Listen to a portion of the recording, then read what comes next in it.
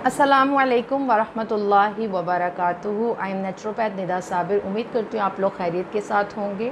आज मैं आप लोगों के सामने हाजिर हूँ एक नई वीडियो एक नए टॉपिक के साथ। इससे पहले कि हम लोग अपने टॉपिक की जानिब आगे बढ़ें, मेरे चैनल को सब्सक्राइब कीजिए और बेल आइकॉन को प्रेस कर लीजिए ताकि आप लोगों को मेरी नई से नई आने वाली वीडियोज़ मिलती रहें और आप लोग इनसे फ़ायदा उठाते रहें। हमारा आज का जो सा टॉपिक है वो है यूरिक एसिड। यूरिक एसिड क्या होता है, इसके क्या असबाब हैं, इसकी क्या क्या अलामात हैं और इसको कैसे हम नेचुरल वे से ट्रीटमेंट कर सकते हैं। यूरिक एसिड जो है ये एक क्रिस्टलाइजेबल जो है वो एसिड होता है जो कि तबई तौर पर हमारे खून के अंदर और हमारे यूरिन के अंदर जो है वो मौजूद होता है। हमारे जिस्म के अंदर जो है वो एक केमिकल होता है जिसको प्योरीन कहते हैं और ये कुदरती तौर पर हमारे ब्लड के अंदर पाया जाता है। इसके अलावा बहुत सी ऐसी डाइट्स होती हैं जिनको लेने से भी प्योरीन का लेवल हमारी बॉडी में बढ़ता है। जिस वक्त ये केमिकल यानी प्योरीन जो है ये ब्रेकआउट होता है, ये टूटता है, तो इसके टूट फूट के नतीजे में यूरिक एसिड हमारी बॉडी में बनता है। यूरिक एसिड जो है जिस वक्त ये हमारी खून के अंदर इसका लेवल जो एक तबई मकदार होती है, यानी ख़वातीन के अंदर जो है वो अगर 5.5 है और मेल के अंदर जो है वो 7 है, जो कि इसकी एक बॉर्डर लाइन है। जब ये इसके अंदर अंदर तक रहता है तो उस वक़्त जो है वो पेशेंट को किसी किस्म की प्रॉब्लम को फेस नहीं करना पड़ता। लेकिन जिस वक़्त ये इस लेवल से जो है वो बढ़ जाता है तो मरीज़ को जो है वो बहुत ज़्यादा दुश्वारी का और तकलीफ़ का सामना करना पड़ता है। तो जिस वक़्त इसका लेवल हमारी बॉडी की जो रिक्वायरमेंट है और उसकी तबई मकदार से बढ़ जाता है तो हम इसको हाइपरयूरिसीमिया के नाम से जो है वो जानते हैं, यानी यूरिक एसिड का लेवल हमारे खून के अंदर बढ़ जाता है। ठीक है जी। अब उसके बाद जो है वो होता क्या है कि मरीज़ को किन किन अलामात को फेस करना पड़ता है। जिस वक्त यूरिक एसिड का लेवल जो हमारी बॉडी के अंदर बढ़ता है तो ये क्रिस्टल्स की सूरत में हमारे जॉइंट्स में, हमारे जोड़ों में आकर रुक जाता है, जम जाता है। बॉडी में हरारत की कमी होती है जिसकी वजह से ये जॉइंट्स के अंदर जो होता है वो रुकना शुरू हो जाता है, उसके क्रिस्टल्स बन जाते हैं जिससे मरीज़ को तकलीफ़ और अजियत का सामना करना पड़ता है। इसी तरह से अगर ये हमारे जो है वो छोटे जोड़ों के अंदर हो तो हम उसको गेंठिया बोल देते हैं, हमारे बड़े जोड़ों के अंदर हो तो हम उसको नकरस या फिर हम लोग जिस तरह इन दोनों को गाउट के नेम से जानते हैं। अब यूरिक एसिड वाला जो पेशेंट होता है, क्या होता है कि जब इसकी क्रिस्टलाइजेशन होती है और ये जोड़ों के अंदर जमता है, रुकता है, तो मरीज़ के जो उनसे जोड़ हैं वो सूज जाते हैं, वो मुतवर्रिम हो जाते हैं और कभी कभार जो होती है वहाँ पर उनकी रंगत जो होती है वो डार्क ब्लू कलर की होने लग जाती है, जिसकी वजह से मरीज़ को चलना फिरना जो है वो उसका दोबर हो जाता है। उसका काम करना, उठना, चलना फिरना, इसमें उसको काफ़ी तकलीफ़ का सामना करना पड़ता है। शुरू में तो है वो उसको तकलीफ़ का एहसास कम होता है, लेकिन जैसे जैसे उसका मसला जो है वो बढ़ता है तो उसके तमाम तर जोड़ यानी खुसूसन उसके पाँव के अंगूठे और पाँव की उंगलियां और इनके अतराफ़ में उसको सूजन और वरम का एहसास होता है और उसमें तकलीफ़ का एहसास होता है। और सूज जाने की वजह से उनकी जो सी एक कुदरती मूवमेंट होती है वो मुतासिर हो जाती है और उनकी हरकत पर जो है वो उसका असर पड़ने लगता है। क्योंकि मरीज़ के खून के अंदर, ब्लड के अंदर जो है ये एसिड बढ़ा हुआ होता है तो उसके साथ साथ उसकी नींद भी मुतासिर होती है, उसकी भूख पर भी असर पड़ता है और उसका निज़ाम हज़म भी जो होता है वो ख़राब होना शुरू हो जाता है।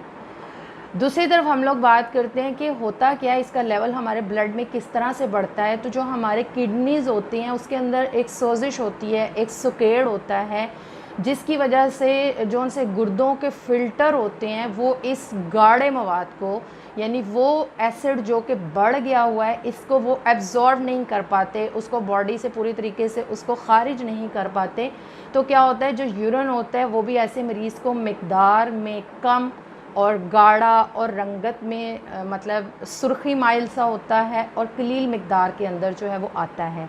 अगर पेशेंट जो है वो अपने इस प्रॉब्लम को यहीं पर ट्रीट करने की तरफ तवज्जो जो है वो नहीं करता तो फिर क्या होने लगता है कि ये यूरिक एसिड जो है वो उसके किडनीज़ में डिपॉज़िट होने लगता है, जिसकी वजह से उसको कैलकुलीज बनने लग जाती हैं, उसको गुर्दों में पत्थरियाँ बनने लग जाती हैं, स्टोन्स हो जाते हैं, और उसको फिर निकलना उसके लिए और भी ज़्यादा तकलीफ़ का बायस बनता है।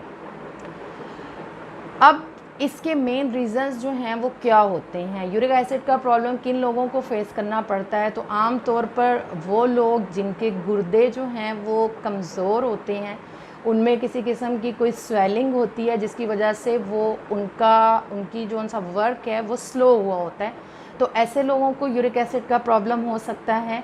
या फिर हाई ब्लड प्रेशर वाले मरीज़ जो हैं उनको ये प्रॉब्लम हो सकता है। सोराइसिस वाले पेशेंट यानी जिनको चंबल का प्रॉब्लम होता है उनको यूरिक एसिड का प्रॉब्लम हो सकता है। या वो लोग जिनके खून के अंदर कैल्शियम का लेवल जो है वो बढ़ा हुआ होता है या उनके आरबीसीज एक्सेस होते हैं, बढ़े हुए होते हैं, रेड ब्लड सेल्स, उनको भी जो है वो ये प्रॉब्लम हो सकता है।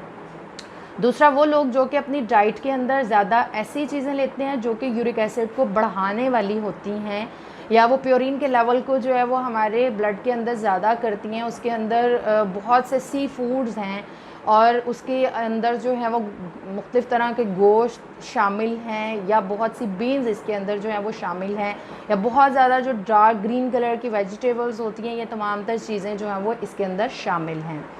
अब यूरिक एसिड का जो उनसा पेशेंट है ये अपने प्रॉब्लम को किस तरीके से ट्रीट कर सकता है, इससे कैसे निजात हासिल कर सकता है, उसके लिए आप वीडियो को आखिर तक देखिए। बेल आइकॉन को ज़रूर प्रेस कर लीजिएगा ताकि आप लोगों को मेरी नई से नई आने वाली वीडियोस मिलती रहें। और अगर आप लोग मेरे लेक्चर्स को पसंद करते हैं तो आप लोग कमेंट के अंदर ज़रूर बताया करें ताकि मज़ीद भी अच्छी से अच्छी वीडियोज़ आपके लिए बनाई जाएँ और आप सब लोगों का इसमें आम फ़ायदा हो।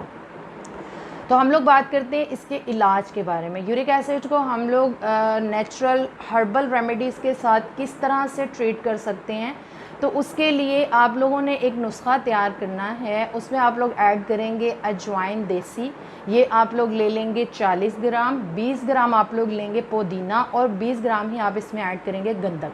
ठीक है जी, इन तीनों को आप लोगों ने पाउडर फॉर्म के अंदर रेडी कर लेना है और मरीज़ ने सुबह और शाम हाफ़ टी स्पून जो है वो इस मेडिसिन का यूज़ करना है।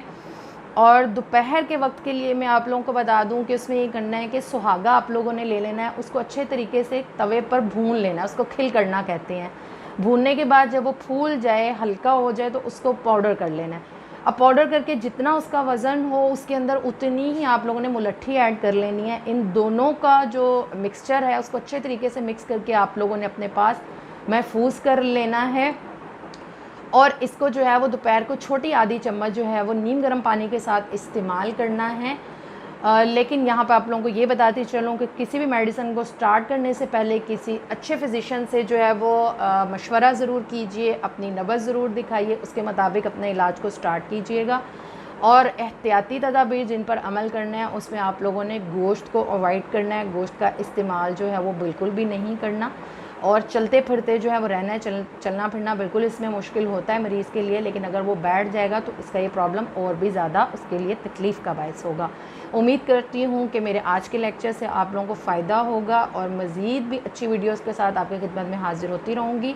दुआ में याद रखें। अस्सलाम वालेकुम वरहमतुल्लाहि वबरकातुहू।